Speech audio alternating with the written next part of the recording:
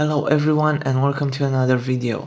Today I want to talk about The Nice House on the Lake, written by James Tynion IV, with art by Alvaro Martinez Bueno and colors by Jordi Belair, published by DC Comics under Black Label. James Tynion IV, of course, the hottest creator in comics for the past couple of years.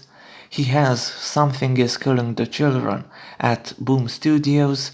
He has the Department of Truth at Image Comics.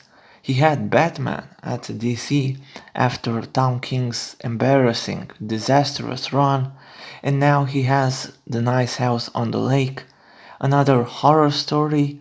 We'll see if this lives up to the masterpiece that is Something is Killing the Children, or if, like the Department of Truth, it's kind of a mixed bag. The series is supposed to be 12 issues, it hasn't finished yet, issue 10 just came out, I have the first half here, so we'll be checking out the first 6 issues, and as always we'll look at the covers, also done by Alvaro Martinez Bueno. Do pay attention to the covers because they do have a lot of elements that might surprise you. A nice surprise for me was the full names of the creators.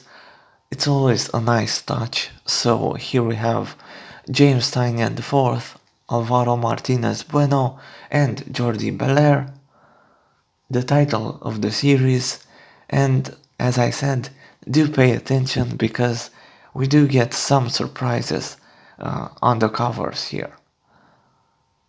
DC Black Label, of course, the new line from DC Comics, started a few years back, based solely on these kinds of weirder series, something that doesn't quite fit into the main DC superhero stuff. So, as I said, the first 6 issues here have issue 6. So what is The Nice House on the Lake? Well, it's Walter's house. Walter invites his friends over for a mini vacation at his lake house since he hasn't seen them in a few months, some even years. They all decide to meet there and crazy stuff happens. And I have to say, the series surprised me right there. Looking at the covers, I thought I knew what the story was about. I was sure this was about a group of friends meeting at said lake house, a murder happening, and then who's the killer? We gotta track him down. I was also sure that they go down in a basement and they'd meet with some Lovecraftian horror. To my surprise, murder was way too bland for this series, and the stuff that does happen, it's absolutely insane. I mean, oh my god. Here we see this nice double spread, very nice view here of the lake house, and it does create that nice atmosphere, you know, everything's peaceful, but don't think that this will last. Again, the twist in the very first issue of the series just blew me away. It really, and I mean really, ramped up the action, and again, it really took me by a surprise. I mean, even if, let's say, my murdering idea was again bland and by the books, this just knocks it out of the water. Like, oh my god. James Tynion really goes out there with the premise for the series and the twist at the end of the first issue. Now, unfortunately, that's the only thing I like about this, because everything else was a very huge disappointment. Starting off with the characters themselves. So I mentioned that this was a group of friends, and it's quite a large group. We have 10 or 12 people here, and they all get introduced with these notes throughout the first issue. Each of them gets a nickname and a symbol. Unfortunately, it's not enough because, again, there's like 10, 12 people, and the word vomit from these notes just mixes itself, and no character manages to stand out. They all mix together, and by the end of the first issue, you won't know one character from the other because, again, they're basically the same person, the same character. The only ones that I did remember was her and, of course, the main character. And that's because of their hair color. She has blue hair, she has red hair, and that made them stand out. Other than that, I mean, look at that. 4 character notes with the nicknames and symbols on just 2 pages. Come on, at some point this just gets too much, and again it mixes itself, and by the end you're left with nothing. And the art, it's not bad, but come on, can you really tell one character apart from the other? Again, the hair color, the only thing that differentiates them. Other than that, just look at this panel. They're the same person. Then we get the actual notes, and what we understand from these notes is that these quote-unquote characters are actually Twitter people. And that was horrible to me. Irregardless of your opinion on Twitter, I think we can agree that a lot of people there are not really nice, and the personas that they play get tiresome really fast. So it was very baffling to me to see James Tynion just take those personas and make them into characters into his story. I mean, come on, here we have the consultant, government link, Democratic National Committee. And it's like, okay, great, but not all your readers are Americans. I don't care for any of that stuff. Here we have Naya Radia, New York cluster, and it's like, oh my god. And again, thank God for Walter here. I mean, he really is a breath of fresh air into his own series. But other than him, again, look at this. They're all the same character, except her, of course, the main character, because of her blue hair. Other than that, I don't see any distinguishing element here. And of course, like I said, moving past that, well, at least they're interesting, right? No, again, they're Twitter people.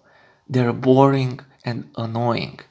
They talk about park slopes and green points, and again, I I respect James Tynion's. I know because that's kind of it.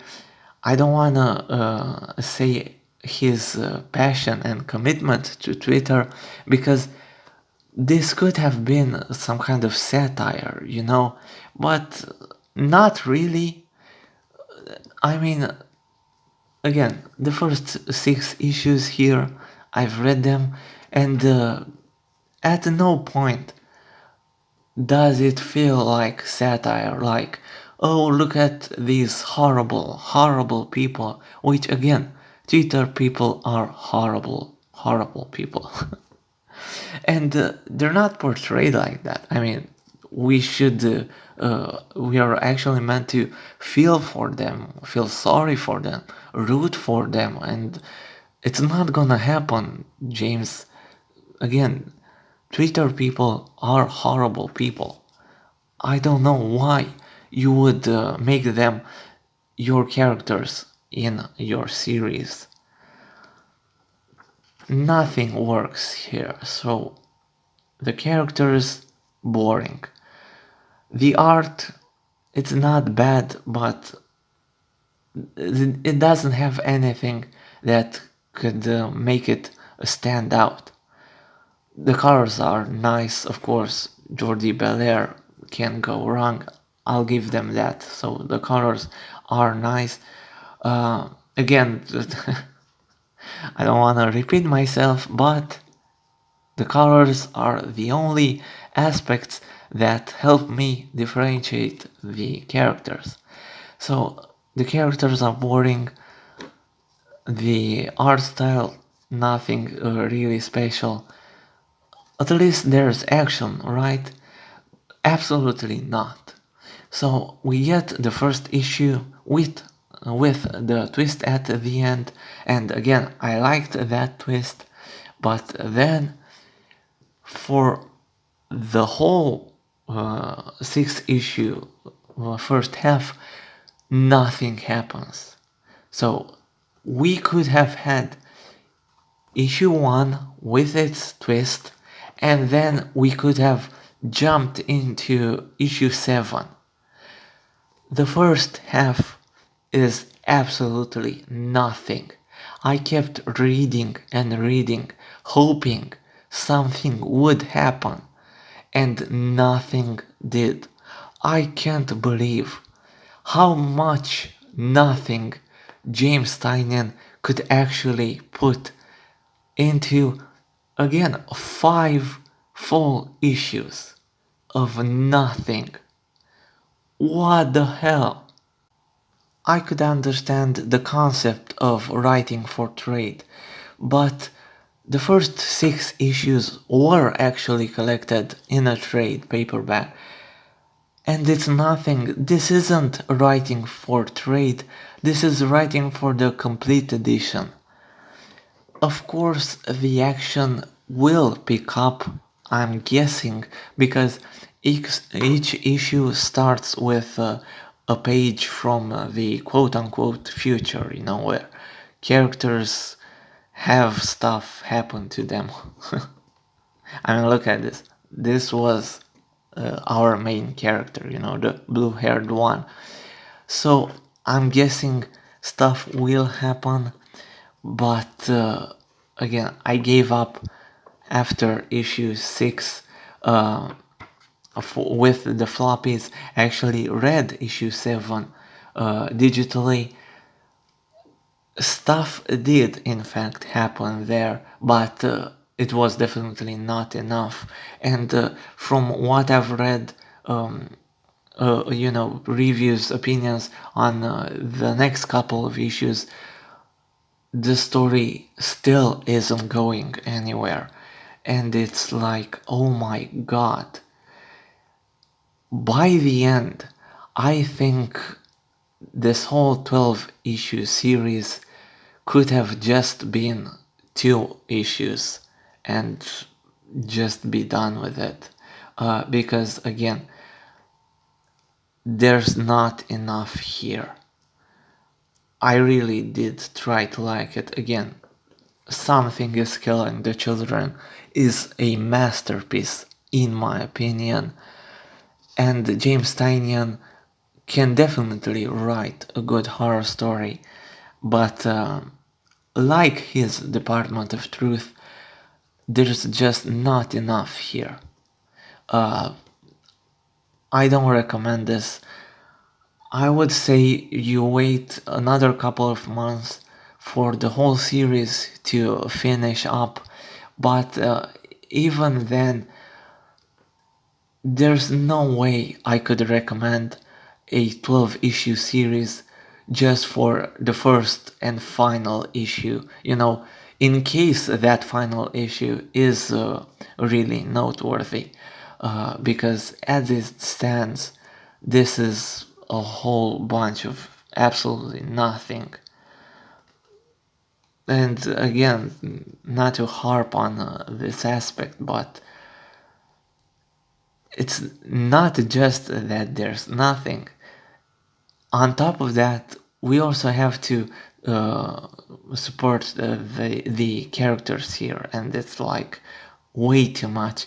James Tynion is asking way too much of his readers, and unfortunately, he's offering way too little in return. Again, a huge disappointment, not a recommend.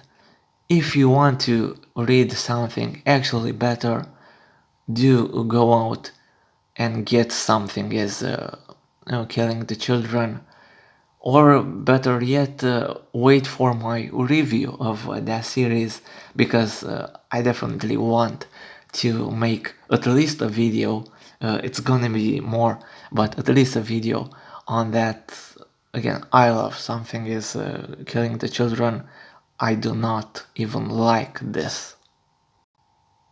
Okay, and that was it for my video. Unlike me with the series, I do hope you enjoyed it. If you did, please consider subscribing to the channel. I have a lot of comics reviews already up. Do check those out. And again, if you enjoyed it, maybe leave a like. They really mean a lot to me. I mean, just seeing the positivity from the viewers, people that actually enjoyed what I have to say, it really means a lot, and I would greatly appreciate it. I'll see you all in the next video. Bye.